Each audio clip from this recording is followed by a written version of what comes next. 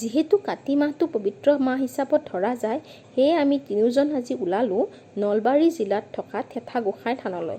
থেথাগোসাঁই মানে হৈছে শিশু কৃষ্ণ। আৰু এয়া চাওক বাটত কি দেখিলোঁ, ৰাম ছাগলী। তো আমি আহি পালোঁ থেথাগোসাঁই থানলৈ। ইয়াত এইখন কোনো মন্দিৰ নহয়, ইয়াত হৈছে কৃষ্ণৰ এখন থান।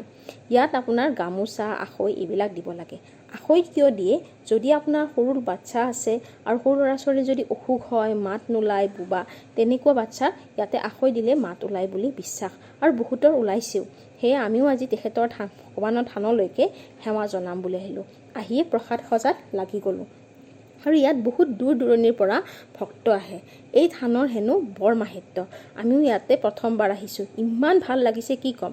আৰু জানেনে, ইয়াত কোনো পূজাৰী নাই, সৰু বাচ্ছা এজনে ইয়াত আশীৰ্বাদ দিয়ে, আৰু সেইজনকে আমি শিশু কৃষ্ণ হিচাপত সেৱা কৰিলোঁ। আৰু চাওক, এই বাচ্ছাজনে আমাৰ গামোচাখনো এনেকৈ বান্ধি দিলে। আজিলৈ ইমানেই, বাই বাই।